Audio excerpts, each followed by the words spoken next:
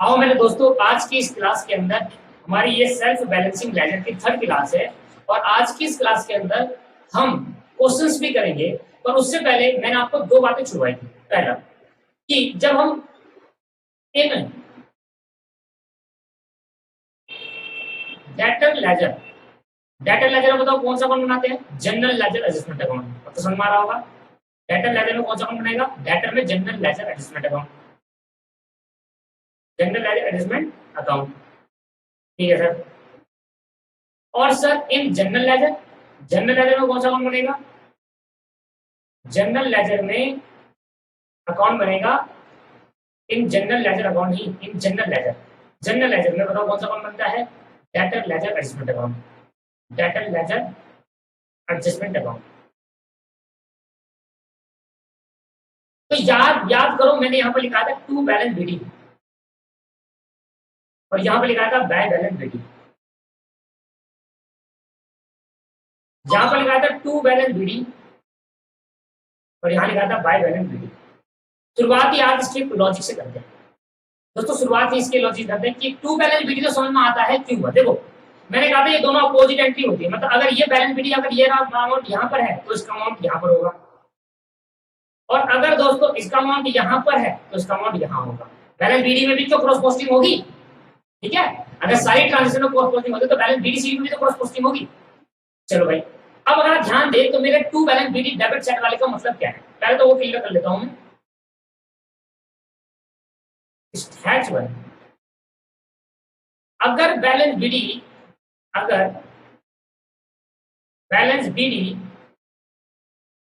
Debit side पर है,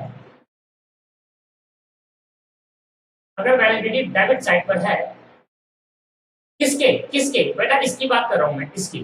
तो अगर इसको क्लियर कर दिया तो ऑटोमेटिकली इसका बैलेंस यहाँ पर ट्रांसफर होगा और इसका बैलेंस यहाँ ट्रांसफर होगा, तो उसको क्लियर करने की जरूरत नहीं है क्योंकि तो ट्रांसफरिंग बैलेंस होते हैं। ठीक है, तो मैं इसकी बात कर रहा हूँ। अगर बैलेंस बीडी डेबिट साइड पर है डेटर लेजर एडजस्टमेंट अकाउंट की, किसके? डेटर लेजर एडजस्टमेंट अकाउंट के, डेटर लेजर एडजस्टमेंट अकाउंट के। तो उसका मतलब है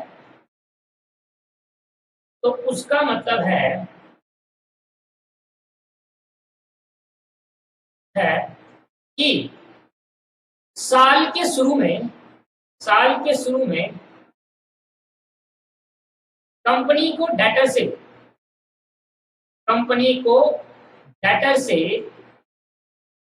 कुछ पैसे लेने हैं। क्या? कुछ पैसे लेने हैं जो पिछले साल रह गए थे। इसका मतलब क्या हुआ? इसका मतलब ये होते हैं ओपनिंग बैलेंस। कौन से बैलेंस होते हैं दोस्तों? ये होते हैं ओपनिंग बैलेंस, ये होते हैं ओपनिंग बैलेंस। तो अगर बैलेंस बीडी डेबिट साइड पर है डेटर लेजर अकाउंट के, इसका मतलब क्या होगा दोस्तों? तो इसका मतलब होता है कि साल के शुरू में कंपनी को डेटर से कुछ पैसे लेने हैं, लेने हैं पे यहाँ पर लगा रहा हूँ, लेने हैं। और ऑब्वियस सी बात है सर, डेटर से हम पैसे लेते हैं और डाटा का नेचर क्या होता है सर? डेबिट। तो शुरुआत कहां से होगी? डेबिट साइड से। सर पर ये समझ नहीं आया कि क्रेडिट साइड से शुरुआत क्यों होगी। तो सर आपने पहले ही बता दिया था कि डेटर का नेचर डेबिट होता है और शुरुआत डेबिट साइड से होगी। मैंने कहा ठीक है सर, ये क्लियर है आपको कि शुरुआत डेबिट साइड से क्यों हुई? क्योंकि इसका मतलब होता है कि हमें डेटर से पैसा लेना है। पर इसका मतलब क्या हुआ? तो हमें डेटर से पैसा देना, हमें डेटर को पैसा देना है। पर सर ऐसा कौन सा होता है डेटर को भी पैसा देना थोड़ा होता है, उसको हमेशा लेना होता है। मैंने कहा कुछ सर्टेन केसेस है जहां पर डेटर को पैसा देना भी होता है। अगर बैलेंस बीडी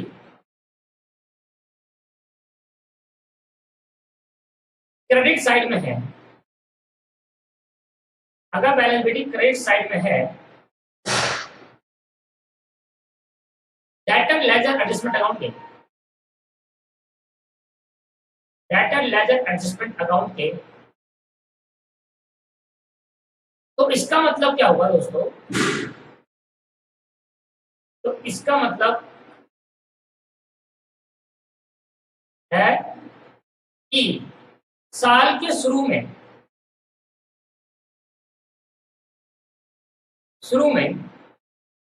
कंपनी को डेटर को कुछ पैसा देना है। कंपनी को डेटर को पैसे देने हैं, देने हैं, देने हैं, कंपनी को डेटर को पैसे देने हैं। तो अगर डेटर लेजर एडजस्टमेंट अकाउंट के अंदर अगर बैलेंस शीट डेबिट साइड पर शो रहा है तो उसका मतलब कंपनी को साल के शुरू में डेटर को कुछ पैसा देना है। क्रेडिट साइड में शुरू होता है तो देना है, डेबिट साइड में बैलेंस है तो लेना है। अच्छा, मैंने कहा अगर ये बैलेंस डेबिट साइड में है तो उसका क्रेडिट बैलेंस कहां पर होगा? क्रेडिट साइड में। अगर बीडी डेबिट साइड में है तो सीडी कहां होगा दोस्तों? सीडी क्रेडिट साइड में होगा, नहीं होगा? होगा। और अगर बीडी क्रेडिट साइड में है तो सीडी कहां होगा? डेबिट साइड पर होगा। क्लियर है? ये समझ में आ रहा होगा आपको, ये तो पता से पता है।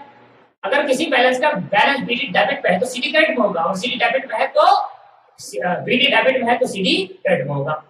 दोस्तों अगर ये कल समझ में आया तो आपको मैं एक चीज बता दूं, ऐसा क्यों होता है कि डेटर को पैसा देना होता है। देखो क्या होता है, समझ देखो क्या होता है दोस्तों। मैंने कहा पहले तो ये क्लियर करो कि डेटर का मतलब क्या है, सिंगल डेटर या मल्टीपल डेटर। डेटर मीन्स अगर हम किसी भी जगह पर डेटर का यूज कर रहे हैं, इसका मतलब एक डेटर नहीं है दोस्तों, बहुत सारे डेटर है। डेटर ए हो सकता है, डेटर बी हो सकता है, डेटर सी हो सकता है, डेटर डी हो सकता है, मतलब मल्टीपल डेटर है। डेटर का मतलब क्या, एक डेटर नहीं, मल्टीपल डेटर है। नहीं तो अगर आप ए डेटर है, ए हमारा कोई पर्सन है जिसने हमें पैसा देना है, आप एक बी हो, आपने मेरे को पैसा देना है, सी ने मुझे पैसा देना है, डी ने मुझे पैसा देना है, इन सबका मर्ज करके टोटल डेटर लिखते हैं, लिखते बैलेंस शीट के अंदर।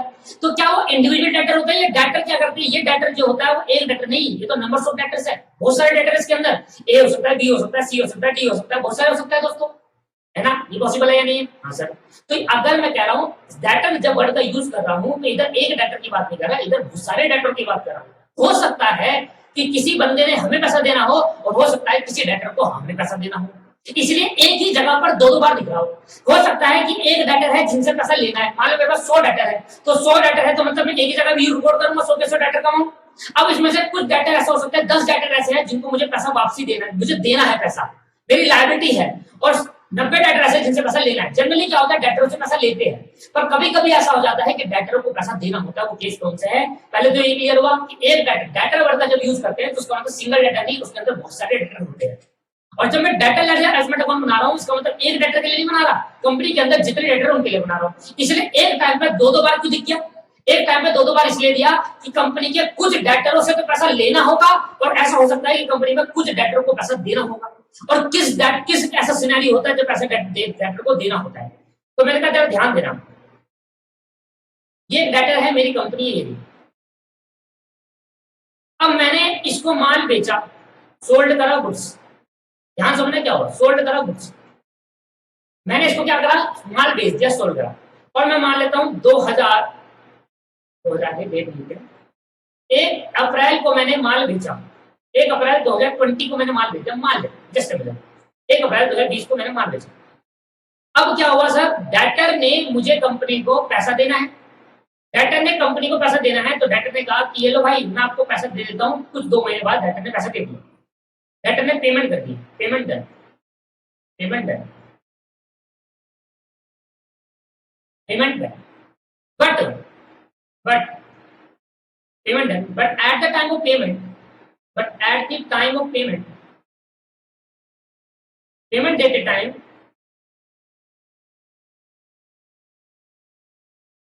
debtor return the goods, debtor return some goods, debtor return, debtor की जगह मान लेता हूँ ए मेरा डेटर है, ठीक है, डेटर जो कि ए है, रिटर्न सम गुड्स, कुछ गुड्स ने रिटर्न कर दिए।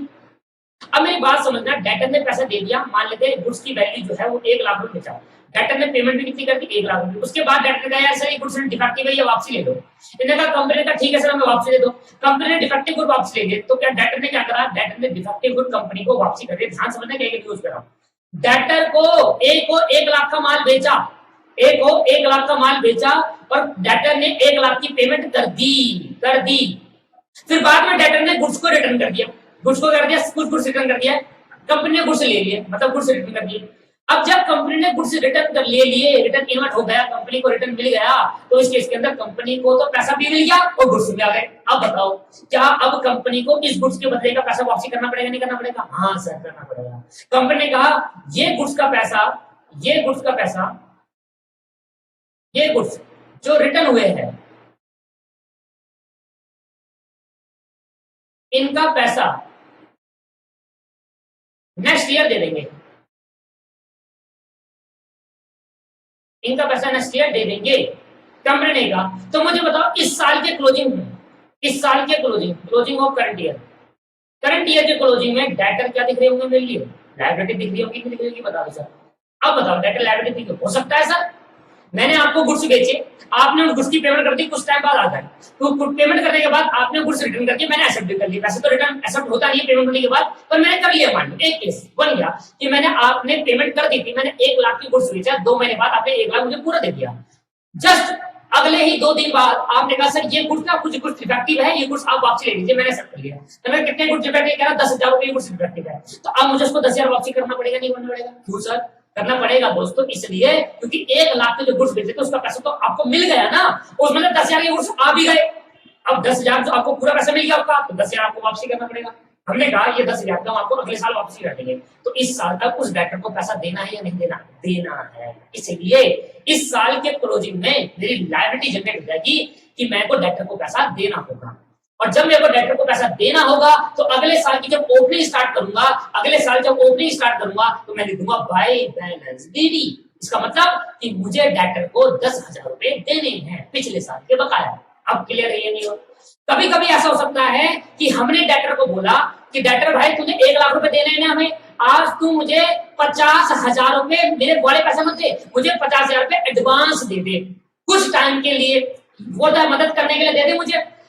आपको मैंने माल बेचा 1 लाख रुपए का, आपने मैंने कहा वो वाला 1 लाख रुपए मेरे को तब देना, बाद में देना। आपको टाइम क्रेडिट पीरियड था आपका 1 लाख रुपए देने का, मान लेते जो पीरियड आपको देना है 1 साल का, मतलब आपको मुझे वो 1 लाख की पेमेंट 1 साल बाद करनी। मैं आपके पास गया, मैंने कहा सर मेरे को पैसे की जरूरत है, आपको जो 1 लाख की गुड्स बेचता हूं उसका पैसा मुझे 1 साल ही देता, अभी मुझे कुछ एडवांस दे दो। ऐसा तो डेटर से अगर एडवांस ले लिया, उस डेटर से जिसने आपको पेमेंट करनी थी उससे अगर एडवांस ले लिया तो आपको चुकाना पड़ेगा नहीं चुकाना पड़ेगा? तो उस टाइम साल के शुरू में आपको जो पिछले साल एडवांस लिया था उसको साल के शुरू में चुकाना पड़ेगा। तो that is the liability of the debtor.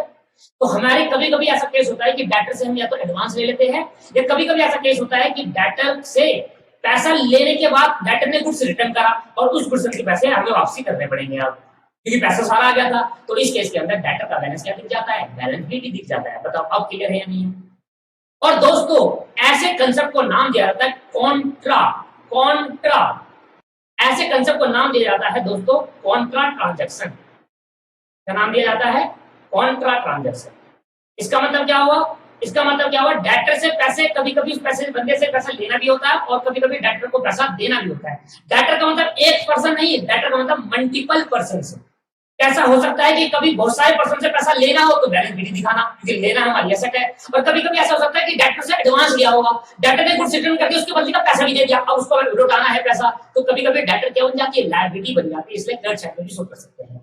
तो कॉन्ट्रा ट्रांजैक्शन भी कह सकते हैं, उसको एडवर्स ट्रांजैक्शन भी कह सकते हैं, एडवर्स ट्रांजैक्शन भी कह सकते हैं। ठीक है, चलो देखना जरा, एडवर्स बैलेंस भी कह सकते हैं। एडवर्स का मतलब क्या होता है? नेगेटिव। एडवर्स का मतलब क्या होता है मेरे दोस्त? एडवर्स का मतलब होता है नेगेटिव बैलेंस। और कॉन्ट्रा का मतलब क्या हुआ?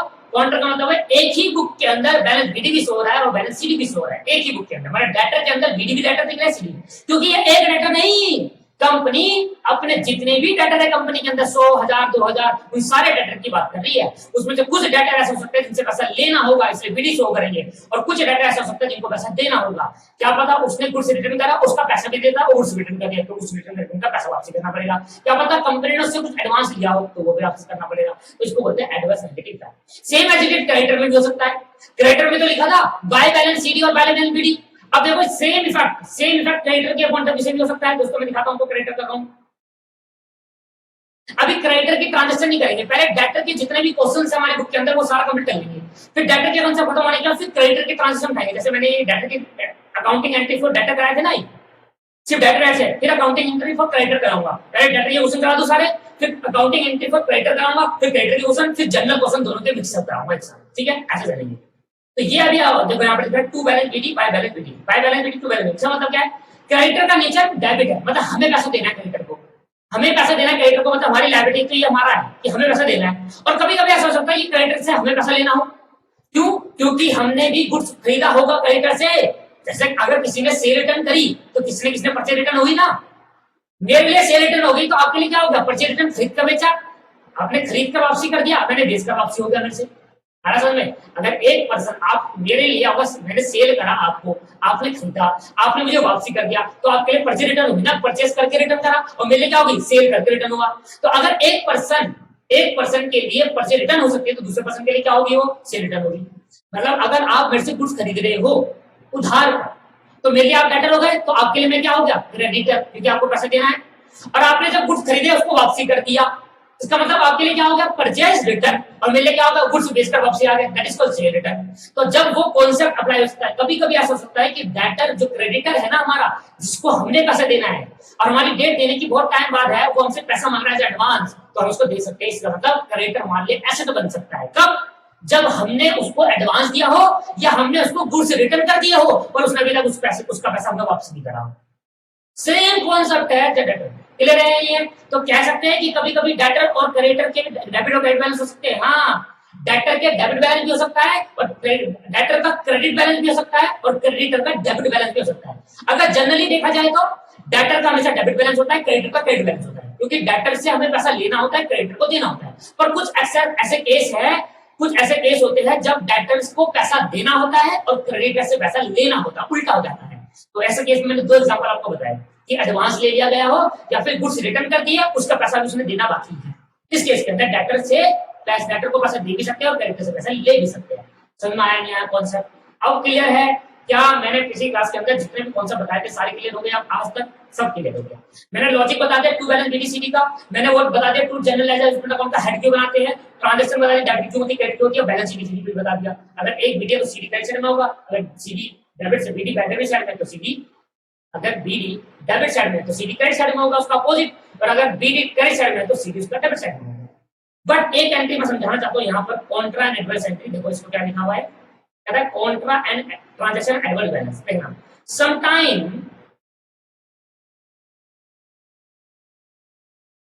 sometime it may happen that debtor ledger show a credit balance। Debtor के कभी कभी डेटर क्या होता है, एसेट होती है, हमेशा डेबिट बैलेंस होता है, बट कभी कभी क्या होता है, क्रेडिट बैलेंस हो जाता है। एंड क्रेडिटर क्या होती है, लायबिलिटी, हमेशा क्रेडिट बैलेंस होता है, but creditor ledger show a debit balance, कभी कभी क्या होता है, debit balance. The adverse balance of debtor ledger creditor, इसको हम कहते हैं एडवर्स बैलेंस, मतलब नेगेटिव बैलेंस। हमेशा हमें डेटर से, कभी हमने बचपन से सीखा हुआ है कि डेटर से पैसा लेना होता है, पर आज हमने सीखा कि कभी कभी ऐसा केस होता है कि डेटर को पैसा देना भी होता है साल के शुरू में, पिछले साल कुछ है क्या, तो डेटर के शुरू में देना होता है, तो उसको कहते हैं हमेशा डेटर का डेबिट बैलेंस होता है। आज क्रेडिट बैलेंस भी देख लिया, इसका मतलब इसको एडवर्स हो गया, उल्टा हो गया, एकदम नेगेटिव हो गया। हमेशा क्रेडिटर का क्रेडिट बैलेंस देखा, आज क्रेडिटर से पैसा ले भी सकते हैं अगर उसने हमसे एडवांस लिया होगा या हमने गुड्स रिटर्न कर दिया, उसको बदले में पैसा नहीं दिया होगा, उसको हम क्या कहेंगे, उसको हम कहेंगे एडवर्स बैलेंस, क्रेडिटर का डेबिट बैलेंस बोल देंगे। यूजुअली कभी कभी होता है क्रेडिट बैलेंस इन डेटर के अकाउंट में क्रेडिट बैलेंस कब होगा, opening balance may happen on account advance taken from the debtor। अगर डेटर से एडवांस लिया गया है कंपनी द्वारा, डेटर बोला 1 लाख देने ना तूने मुझे, उसको मत दे, उसको बाद में दियो, अभी कुछ एडवांस दे दिया हमने तब। और allowance given to the customer, हमने कस्टमर को अलाउंस दे दिया। मैंने क्या कहा, मैंने कस्टमर को अलाउंस किया, एक तो सेल रिटर्न हो गया और दूसरा मैंने कहा देखो सर मैंने आपको गुड्स बेचा, आपने मुझे 1 लाख रुपए पे कर दिए, गुड्स पे कर दिए। कुछ दिन बाद मैंने कहा यार ये कस्टमर बहुत अच्छा है, इसको पैसे वापसी दे देने चाहिए। तो मैंने कहा सर आपने जो 1 लाख पे करके उसमें हम 10,000 आपको वापसी दे रहे हैं, क्योंकि आप हमारे बहुत अच्छे कस्टमर हो, आपने जो 1 लाख उसमें हम 10,000 का अलाउंस दे रहे हैं, आपको छूट दे रहे हैं।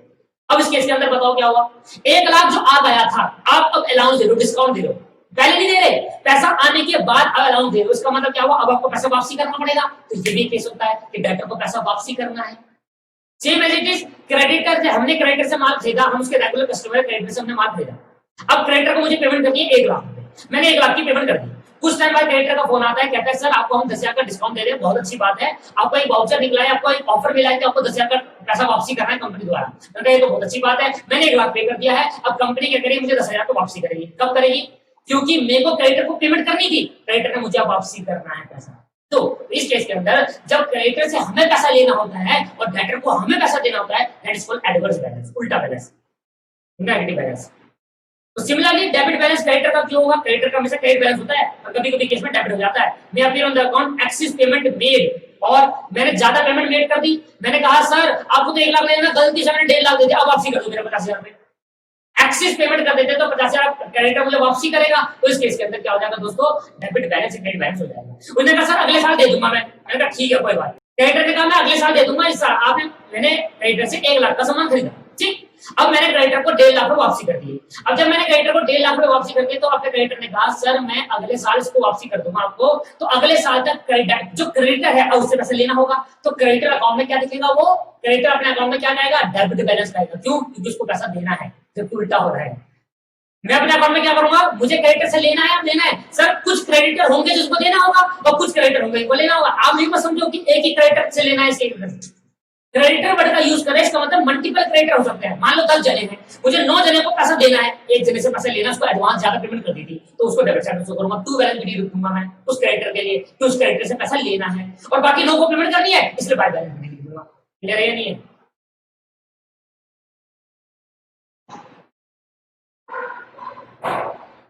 ये दोस्तों ये यहाँ पे क्या है, बाय बैलेंस शीट, मतलब बीडी का मतलब क्या हुआ, अगर क्रेडिट साइड में क्रेडिटर, अगर by balance BD creditor side किस साइड है आपके क्रेडिटर लेजर अरेंजमेंट अकाउंट के क्रेडिट साइड में है, क्रेडिटर अकाउंट के क्रेडिट साइड में, इसका मतलब क्रेडिटर को हमें पैसा देना है। कुछ क्रेडिटर होंगे जिनको हमें पैसा देना है, कुछ क्रेडिटर होंगे जिनसे हमें पैसा लेना होगा। क्यों? क्योंकि मैंने गुड्स रिटर्न कर दिया, उसके पैसे नहीं दिए होंगे, या फिर मैंने एक्सेस पेमेंट कर दी होगी, तो 11 से बाद में दे दूंगा मैं आपको। मैंने कहा ठीक है कोई बात, इसके बारे में लिख दूं, इसके बारे में आप लिख दोगे, मैं बस हेडिंग बता रहा हूँ, इसके बारे में आप लिख देना, सेम पॉइंट लिखना। देखो कैसे मैं बता रहा हूँ आपको, सेम पॉइंट लिखना, आप बस ये लिखना, अगर देखो मैं चेंज कर रहा हूँ, कहां पर चेंज करना, बस वही चेंज करना। अगर बैलेंस बीडी डेबिट साइड पर है, डेटर अकाउंट की, क्रेडिटर की जगह लिख देना, क्रेडिटर की जगह लिखना, डेटर की जगह लिखना creditor ledger account arrangement account के, तो उसका मतलब है कि साल के शुरू में कंपनी ने को की जगह क्या आएगा, कंपनी ने साल के शुरू में लिखेंगे साथ साथ, कंपनी ने क्रेडिटर से कुछ पैसा लेना है, दैट क्रेडिट ने क्रेडिट है, इसकी जगह पर क्या आएगा, इसकी जगह पर आएगा कंपनी ने क्रेडिटर से, बस इसकी जगह पर, बाकी सारा वही। मतलब अगर क्रेडिटर अकाउंट के डेबिट साइड में लिखा है टू बैलेंस बीडी, मतलब इसका मतलब क्या है, क्रेडिटर से पैसा लेना है। और अगर क्रेडिटर लेजर एडजस्टमेंट अकाउंट के अंदर डेबिट साइड में, क्रेडिट साइड में लिखा हुआ है बाय बैलेंस बीडी, इसका मतलब है हमें क्रेडिटर को पैसा देना है। लिख सकते हो दोनों के दोनों, लॉजिकल लगा के लिख सकते हो, नहीं लिख सकते, तो यहाँ पर लिखना है स्टार नंबर हैच नंबर 3 है। आप ये मत समझना कि अगर कहीं पर डेटर वर्ड का यूज करें तो एक डेटर है, तो एक डेटर से पैसा ले भी है और दे भी है, ऐसा कैसे पॉसिबल है? नहीं हो सकता पॉसिबल। ऐसा हो सकता है कि सॉरी, एक डेटर से पैसा ले भी दे भी पॉसिबल है, पर एक टाइम में एक चीज को नेट इफेक्ट हो जाएगा कि भाई मेरे को 1 लाख रुपए देने हैं, आपको 1 लाख रुपए मुझे देने, तो नेट इफेक्ट खत्म हो गया। बट सर ऐसा हो सकता है कि कुछ क्रेडिटर को पैसा देना होगा, कुछ क्रेडिटर से पैसा लेना होगा, तो जिस क्रेडिटर से पैसा लेना है वो लिखूंगा टू बैलेंस बीडी, मेरी एसेट है, और जिस क्रेडिटर को पैसा देना है वो मेरी लायबिलिटी है, क्रेडिट साइड में डालूंगा। तो अगर आपको क्रेडिटर को पैसा देना है, आपके लिए लायबिलिटी है तो क्रेडिट साइड में डालना, और अगर आपको क्रेडिटर से पैसा लेना है तो आपके लिए एसेट है, तो आपको डेबिट साइड में डालना। कुछ क्रेडिटर हो सकते हैं, और ऐसा नहीं कि एक ही क्रेडिटर से लेना है, एक क्रेडिटर से देना है, कुछ क्रेडिटर से लेना होगा, कुछ क्रेडिटर से देना होगा। क्योंकि creditor means single creditor, not multiple creditors. Company के जितने भी क्रेडिटर है सबकी बात हो रही हो, क्लियर है नहीं है? कौन सा समझ में आया आप? चलो अब मुझे एक एंट्री और सिखानी है आपको, एक एंट्री और सिखानी, ध्यान सुनिएगा क्या जाएंगे उसका। बहुत इंपॉर्टेंट, मोस्ट इंपॉर्टेंट कॉन्सेप्ट समझा रहा हूं मैं आपको। लास्ट कॉन्सेप्ट है पूरे सॉल्वेंसी वैल्यू का, डेटर से रिलेटेड, फिर कैरेक्टर से रिलेटेड भी आएगा, कैरेक्टर खत्म होते चैप्टर ही हो जाएगा, ठीक है। फिर पढ़ाने का तरीका कैसे रहेगा, पहले मैंने डेटर से रिलेटेड जितने प्रोविजन है सब पढ़ा दिया, जितने कॉन्सेप्ट सब डिस्कस कर लो, फिर जितने क्वेश्चन है सारे कर लो, फिर क्रेडिटर से रिलेटेड जितने कॉन्सेप्ट है सब डिस्कस कर लो, और क्रेडिटर से जितने क्वेश्चन आए फिर दोनों का मर्ज, एक ही क्वेश्चन के अंदर दोनों आ जाएंगे, फिर कर लो, फिर चैप्टर खत्म। क्लियर है? चलो, और इतने अच्छे से समझा दूंगा चैप्टर को, बहुत मजा आने वाला है। और मोस्ट इंपोर्टेंट कंसेप्ट लिखना, the most important concept, most important concept, और दैट इज ट्रांसफर एंट्री। क्या है? Transfer entry, most important concept that is transfer entry. Example सुनिए, भाई राम एक पर्सन है, राम एक पर्सन है, इसके 2 एक्टिविटी करता है, अपने बिजनेस के अंदर 2 एक्टिविटी करता है, एक्टिविटी नंबर 1 और एक्टिविटी नंबर 2। ध्यान सुनना, क्या समझे मेरा कॉन्सेप्ट को, ध्यान से तो पेन में सफाई में रख दो, आप कॉन्सेप्ट को देखो, सिर्फ कॉन्सेप्ट को देखना क्या करना। अगर ये कॉन्सेप्ट में आ गया ना तो चैप्टर खत्म भाई, फिर नहीं बचा कुछ भी, फिर कैरेक्टर के वो बेसिक रहेगा कि कैरेक्टर क्यों बढ़ता है, क्यों घटता है, वही उसके बाद चैप्टर खत्म हो जाएगा। कॉन्सेप्ट की ध्यान सुनना, ये बहुत इंपॉर्टेंट कॉन्सेप्ट है, मैं डिस्कस कर रहा हूँ आपसे। राम 2 एक्टिविटी पे काम करता है, राम की बिजनेस है, और राम का जो बिजनेस है वो 2 एक्टिविटी पे वर्क करता है। राम का बिजनेस के अंदर 2 एक्टिविटी पे काम होता है, ठीक है। एक्टिविटी नंबर 1 क्या काम करता है, एक्टिविटी नंबर 2 राम क्या करता है, जंगल से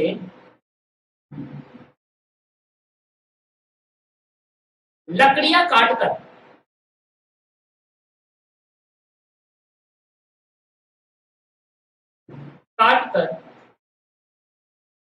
सेल करता है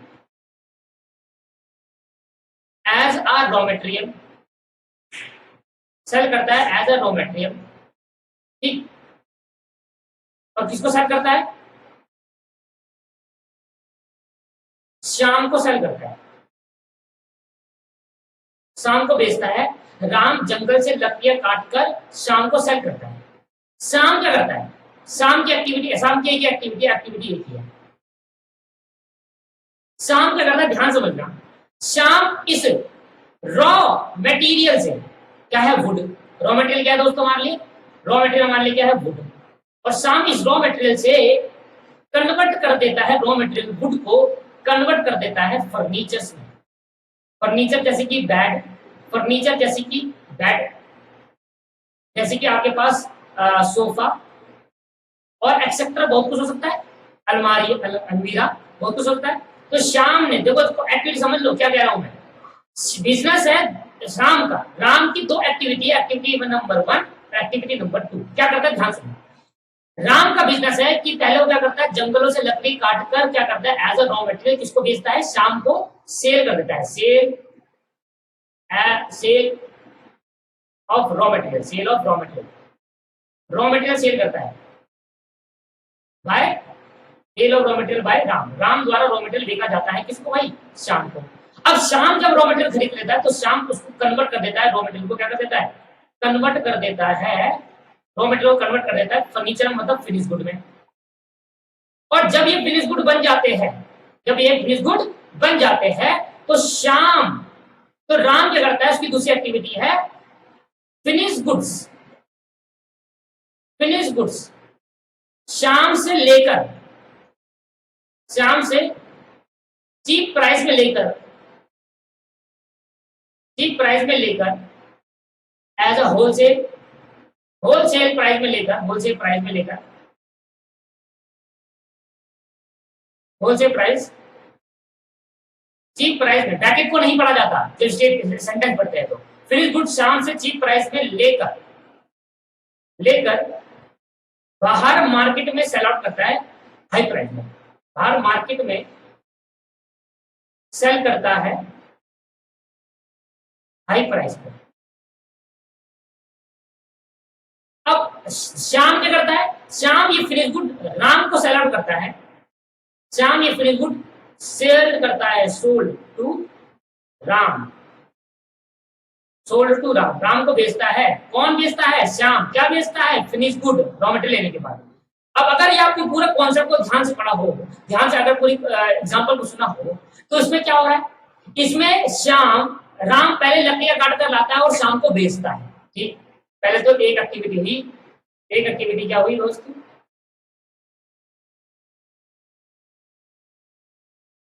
राम शाम को सोल्ड करता है, क्या, राम शाम को सोल्ड करता है, सोल्ड गुड्स इन क्रेडिट, उधार पर बेच दिया, मान लेते हैं राम ने शाम को 10 लाख रुपए का माल उधार पे बेचा। ध्यान समझने की कोशिश करें, मैं क्या कहने की कोशिश कर रहा हूं मेरे भाई, कौन सा समझना है। शाम ने उसको कन्वर्ट करा, अब फिर राम ने वही गुड्स फिनिश गुड बनाकर शाम ने, राम ने खरीद लिया, purchase finish goods by Ram, by Ram which was sell as a raw material to Shyam, which was जो कि बेचा गया था, which was sell as a raw material to Shyam, जो कि श्याम को रॉ मटेरियल के तौर पर बेचा गया था, उसका फिनिश गुड अब राम ले लेता है। अब मेरी बात सुनना, हम मान लेते हैं हमें श्याम, हमने क्या करा, हम अपनी बुक्स में बना रहे हैं, हमारी बुक क्या है, श्याम अपनी बुक में रिकॉर्ड करेगा, बुक्स कौन कौन बना रहा है, बुक्स ऑफ अकाउंट में रिकॉर्ड करेगा self balancing ledger Shyam. Shyam self balancing ledger, self balancing ledger SBL, self balancing ledger कौन कर रहा है? श्याम कर रहा है। अब श्याम ने राम से गुड्स खरीदे और फिर बेच दिए। या अगर मैं कहूं Ram books of account maintain करेगा, बुक्स ऑफ अकाउंट मेंटेन करेगा, सेल्फ बैलेंसिंग लेजर राम करेगा, तो राम ने क्या करा? राम ने गुड्स बेचे और फिर खरीद लिए। तो मतलब समझो, मतलब एक पर्सन से ही गुड्स को बेचा जा रहा है, एक पर्सन से ही गुड्स खरीदा जा रहा है। एक ही पर्सन को गुड्स बेच रहे हैं, एक ही पर्सन से गुड्स खरीद रहे हैं इन क्रेडिट उधार पर। मतलब राम ने 10 लाख के गुड्स श्याम को बेचे और खरीद लिए 15 लाख रुपए के। वो फिनिश गुड बन कन्वर्ट होने के बाद 15 लाख के खरीद लिए। इसका मतलब ये हुआ कि राम श्याम से गुड्स, शाम को गुड्स बेच भी रहा है और शाम से गुड्स खरीद भी रहा है। ध्यान सुनना, एग्जाम्पल उतार लेना, बाद में बता दूंगा, दिखा दूंगा मैं, अभी सुन तो लो। जब राम के पॉइंट ऑफ व्यू से सोचेंगे, श्याम के पॉइंट ऑफ व्यू से नहीं सोच रहे, ठीक है? शाम के पॉइंट ऑफ व्यू राम के पॉइंट ऑफ व्यू से सोचते हैं, दोनों के पॉइंट ऑफ व्यू से सोचकर कर सकते हैं दोस्तों, पर अभी हम एक ही पॉइंट ऑफ व्यू सोचेंगे, कंफ्यूजन ना हो कभी। जब राम ने श्याम को गुड्स बेचा, गुड्स सोल्ड किए इन क्रेडिट ऑफ ₹10 लाख, तो पता क्या हुआ? राम अपनी बुक्स में श्याम को डेबिट कर देगा ₹10 लाख से एज अ डेटर, और एंट्री पास करेगा Shyam account debit to sale account. ये एंट्री पास करेगा 10 लाख रुपए और 10 लाख रुपए। श्याम को अभी क्या माना है? डेटर माना है। जब राम ने श्याम को गुड्स सोल्ड किया इन क्रेडिट 10 लाख रुपए का, तो राम ने अपनी बुक्स ऑफ अकाउंट्स के अंदर, अपनी बुक्स ऑफ अकाउंट में श्याम को डेबिट कर देगा। राम अपनी बुक में श्याम को डेबिट कर देगा 10 lakh as a debtor debit कर देगा। क्यों? क्योंकि गुड्स बेचा है तो पैसा लूंगा श्याम से, और किसी बात है, अब हम राम है, हमने श्याम को गुड्स बेचा तो हमसे पैसा लेंगे नहीं लेंगे। बट कुछ दिन बाद जब राम ने श्याम से गुड्स उधार पे लिए, खरीदे, जब राम ने श्याम से गुड्स क्रेडिट पर बाय किए, क्रेडिट पर परचेज करे,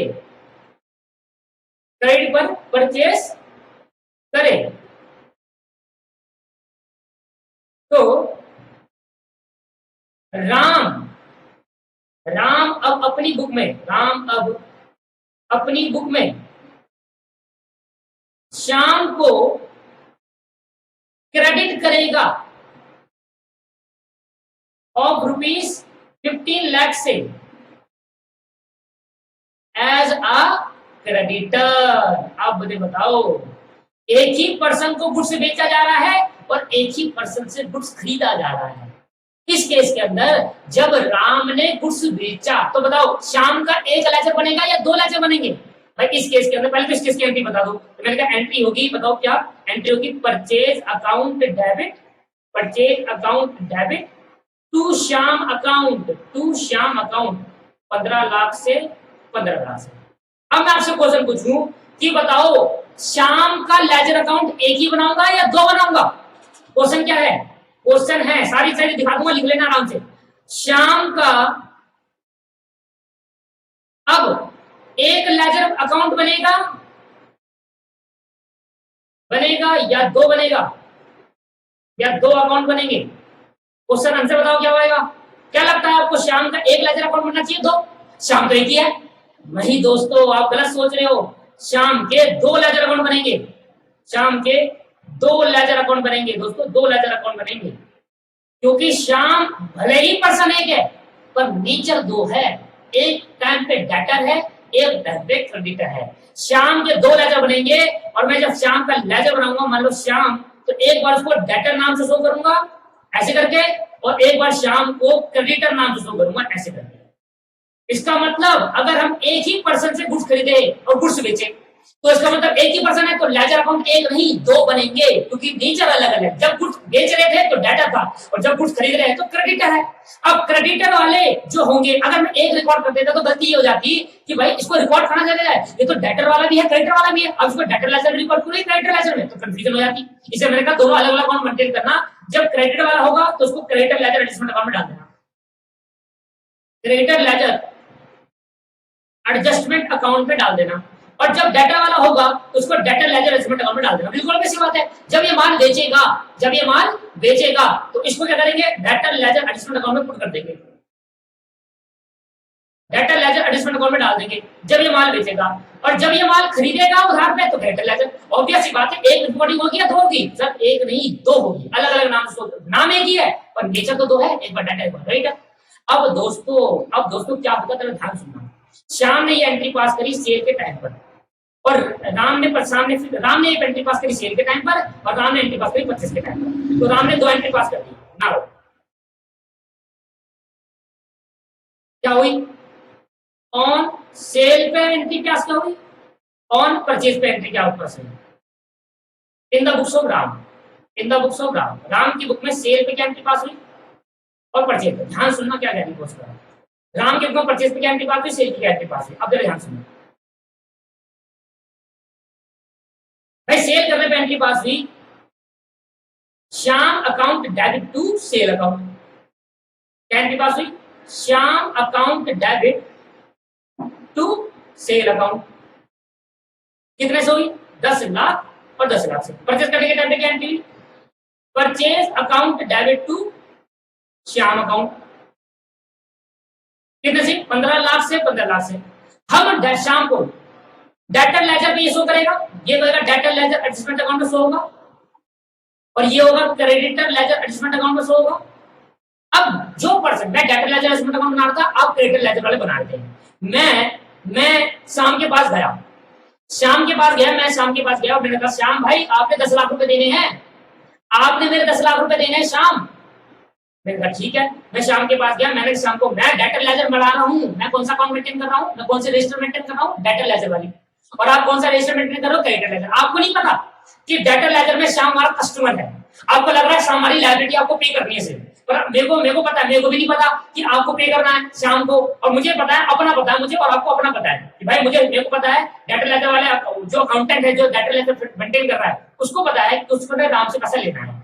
आप जो क्रेडिटर लेजर मेंटेन कर रहा है उसको पता है उसको राम को पैसा देना है, शाम को पैसा देना है, सॉरी ठीक है। तो दोस्तों अब मैं बताऊं आपका, मैं श्याम के पास गया, श्याम जो बोला श्याम भाई एक काम करो, आप मुझे 10 लाख रुपए करो। कह रहा यार कैसी बातें कर रहे हो, मुझे तो आपकी कंपनी से ही 15 लाख लेने हैं वापसी, मुझे तो दोस्तों आपकी कंपनी, क्योंकि आपने मेरे से उधार पर माल खरीदा। श्याम ये कह रहा है मैंने माल बेचा था 10 लाख रुपए का, कंपनी ने, राम ने श्याम को 10 लाख का माल बेचा, ठीक। फिर राम ने श्याम से ही क्रेडिटर लेजर अकाउंटेंट ने श्याम से क्या खरीदा, 15 लाख का माल खरीद दिया। तो अब क्या करूं, क्या अब श्याम आपको पैसे देगा या नहीं देगा? सर नहीं देगा। उल्टा हमें श्याम को 5 लाख रुपए देने पड़ेंगे, उल्टा हमें श्याम को क्या देना पड़ेंगे, 5 लाख रुपए देने पड़ेंगे। दोस्तों देने पड़ेंगे या नहीं? यस सर देने पड़ेंगे। थोड़ा सा मैं चेंजमेंट करूं, अभी आपने उतारा नहीं, थोड़ा सा मैं चेंज करता हूं, ये मेरे को देना पड़ेगा अगर मेरे को पैसा। अब मैं थोड़ा चेंजमेंट करता हूं, और चेंज क्या करा मैंने 10 की जगह कर दिया 20 लाख रुपए, 10 की कर दिया 20 कर दिया। मैंने 20 लाख का माल बेचा। कितने का माल बेचा? 20 लाख का माल बेचा। मैंने मान लेते हैं कि मैंने 20 लाख रुपए का माल बेचा और खरीदा कितने का मैंने राम से, श्याम से 15 लाख का माल खरीदा। तो जब मैंने 20 लाख का माल बेचा श्याम को, तो मैं श्याम के पास गया, मैं जो डेटर लेजर मेंटेन करता है वो पैसा लेगा और जो क्रेडिटर लेजर मेंटेन करता है वो पेमेंट करेगा। मैं श्याम से बोला श्याम भाई मैंने आपको 20 लाख का माल बेचा है, आपको 20 लाख रुपए मुझे वापसी देने हैं। मैंने कहा, श्याम ने कहा सर हाँ देने तो है, पर श्याम कह रहा है राम साहब, श्याम ने मुझसे बोला, श्याम ने, मैं कौन हूँ? राम, कंफ्यूज मत हो, मैं राम हूँ। मैं श्याम के पास गया, श्याम से बोला श्याम भाई 20 लाख का माल बेचा था, लाओ 20 लाख रुपए निकालो। श्याम कहने लगा आपकी कंपनी ने मेरे से 15 लाख का माल भी खरीदा है, तो मैं आपको 20 लाख भी दूंगा, मैं सब कुछ काटने के बाद 5 लाख पकड़ा दूंगा। अब श्याम ने मुझे कितना पैसा देना है, श्याम ने कितने पैसे देने हैं? श्याम ने 5 लाख रुपए,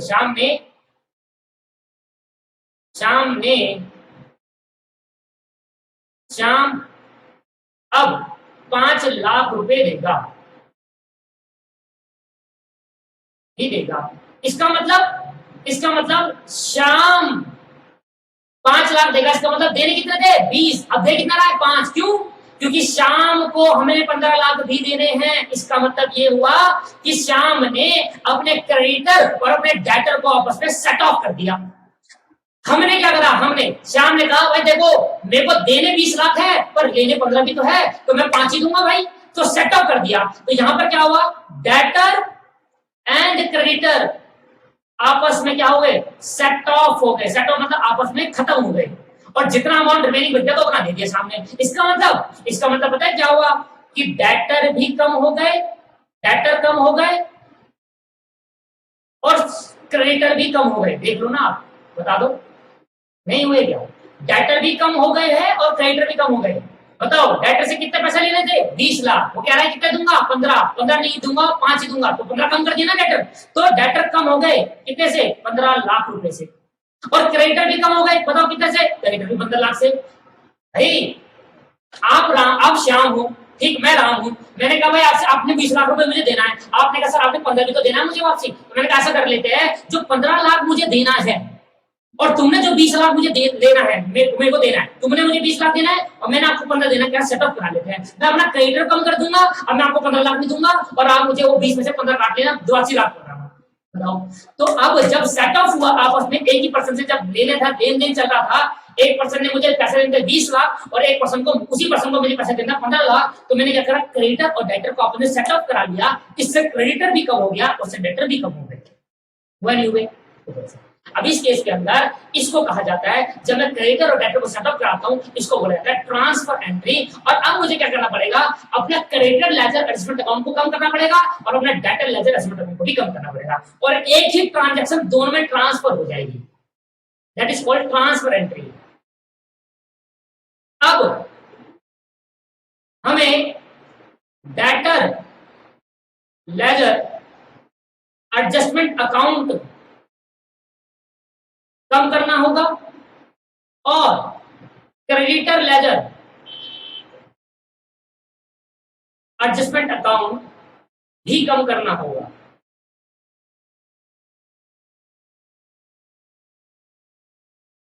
इट्स कॉल्ड ट्रांसफर एंट्री। इसी को हम क्या नाम देते हैं दोस्तों, ट्रांसफर एंट्री कहते हैं। अब आई समझ में नहीं है, अब क्लियर है नहीं है? अब जरा ध्यान सुनना, जहां जहां पोस्ट करूंगा वहां पोस्ट करके उतार लग जाना। यहां से हुआ था, ये कंसेप्ट था, most important concept, transfer entry.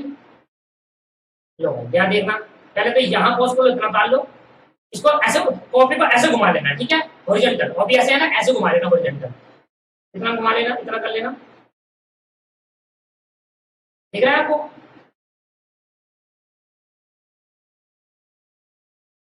ठीक है, ऐसे उतार लेना, आराम से रोक लो, पोस्ट कर लो, उतार लो, आराम से उतार लो पोस्ट करके, ठीक है।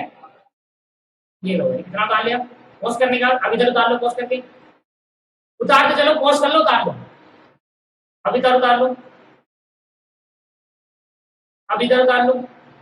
मैं पोस्ट करने के बाद आपका पोस्ट करना है आपको, बस उतार लो, पोस्ट करके उतार लो भाई, उतार लो, यहाँ पे पोस्ट करके उतार लीजिए, उतारिए उतारिए उतारिए उतारिए, ये लो खत्म करो, उतार के पॉज करके आराम से उतार लेना भाई, ठीक है। चलो तो सर यहां तो मेरे कंसेप्ट अब खत्म हुए, अब इसके लिए मुझे एंट्री पास करनी पड़ेगी। तो general entry, transfers general entries, उससे पहले मैं कौन सा पढ़ाना चाहता हूं, ध्यान देना। ये ट्रांसफर एंट्री कॉन्सेप्ट कहता है sometime a person may treat both debtor as well as creditor of the firm. कभी कभी ऐसा होता है कि एक ही पर्सन डेटर भी बन जाता है, एक ही पर्सन क्रेडिटर बन जाता है। In other word the firm purchase, इसको उसी बता रहे कि कैसे बनता है डेटर क्रेडिटर, मैं आपको डिटेल पढ़ा चुका, पहले वो पढ़ लेते हैं। फर्म ने एक गुड्स परचेज करा him and also sell to him, जिस पर्सन से गुड्स, जिस बंदे से जिस पर्सन से गुड्स खरीदे थे उसी पर्सन को बनाकर बेच दी, ठीक है। Under the circumstances the lower of the amount payable and receive from the seller, जो लोअर अमाउंट होगा वो पे कर देंगे और बाकी रिसीव हो जाएगा। जैसे कि मैंने कहा था 20 लाख मुझे लेना है, 15 लाख आपको देना है, तो मैं आपको दे के काट दूंगा और 5 लाख आपसे दूंगा, लोअर अमाउंट पे खत्म हो जाएगा और जो हायर अमाउंट है वो पर्सन लेट हो जाएगा। समझ आ रहा है कि 20 लाख आपसे लेना था, 15 आपको देना था, लोअर अमाउंट क्या 15 को एडजस्ट करके खत्म कर दिया, 5 ही लूंगा। या मान लो 10 लाख आपसे लेना था, 15 देना था, तो लोअर क्या 10 लाख खत्म कर दिया, 5 और दूंगा।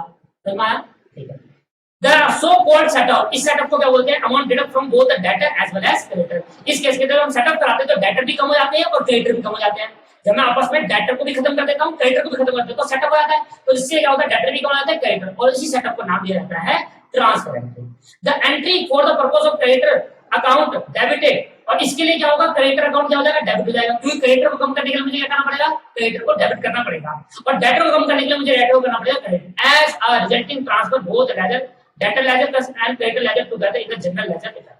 ठीक है, जैसे कि मैंने कहा, इसके मैंने और लिख दिया ट्रांसफर एंट्री। इस केस के अंदर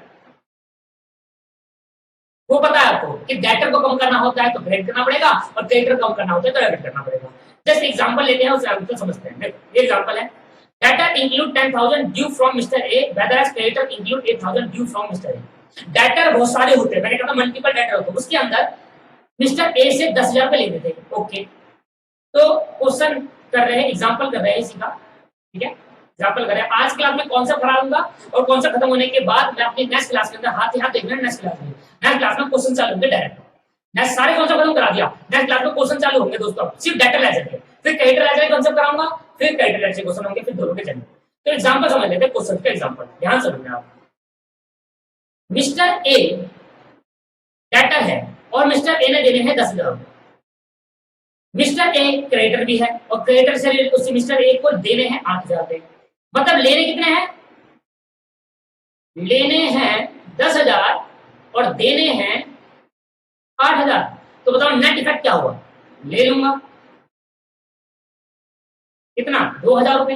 नेट इफेक्ट क्या हुआ, ले लेंगे 2,000 रुपए, तो 8,000 से दोनों डेटर और क्रेडिटर को कम करा या नहीं करा, सब कम करा। 8,000 से दोनों डेटर को भी क्रेडिटर को भी कम करा। तो अब क्या करूंगा, इसकी एंट्री क्या होगी, तो मुझे 8,000 रुपए से डेटर और क्रेडिटर को कम करने। बताओ क्या समझ में नहीं आ रहा है, बताओ लोअर अमाउंट कौन सा, 8,000। मतलब मुझे क्रेडिटर को 8,000 देने थे मिस्टर ए को, और मिस्टर ए से 10,000 लेते थे। तो मैंने कहा मिस्टर ए जो 8,000 मुझे देना उसको खत्म कर दो, अब 2,000 और दे दो। तो मैं वो 8,000 जो मैंने खत्म करा उसके लिए एंट्री पास करनी पड़ेगी, नहीं करी, तो एंट्री पास करते पहले यूजुअल एंट्री पास करते हैं। आगे समझाएं कि यूजुअल एंट्री नॉर्मल एंट्री क्या होती है। क्या करूंगा मैं अपने क्रेडिटर पूरा खत्म कर दूंगा, और जब मैं अपने क्रेडिटर खत्म करूंगा तो एंट्री पास करूंगा ए अकाउंट, ए अकाउंट। अकाउंट लिखने से पहले मैं लिखूंगा क्रेडिटर है ये मेरा, क्रेडिटर खत्म कर दो, A account debit, to to to फिर ए अकाउंट, और इस बार बोलूंगा डेटर है, क्योंकि ब्रैकेट में लिखना पड़ेगा कि कब क्रेडिटर कब डेटर है। तो मैंने क्रेडिटर को क्या करा, खत्म करा 8,000 रुपए से, और डेटर को भी क्या करके खत्म कर दिया। अब मैं उससे 10,000 नहीं, अब मैं उससे 2,000 लूंगा, 8,000 से डेटर भी खत्म हो गया। ये होगी यूजुअल एंट्री। ये कौन सी एंट्री होगी, यूजुअल एंट्री होगी दोस्तों। और क्योंकि ये क्रेडिटर है तो कहां पर जाएगा, क्रेडिटर लेजर एडजस्टमेंट अकाउंट में, और क्योंकि ये डेटर है तो कहां जाएगा, डेटर लेजर डीएल में बनेगा, और ये भी क्या है, सीएल में बनेगा। ये कहां पर आ गया, ये कहां जाएगा, सीएल में। क्रेडिटर कहां जाएगा, सीएल में, और ये कहां जाएगा, डीएल में। तो एंट्री क्या होगी, self balancing entry, self balancing entry.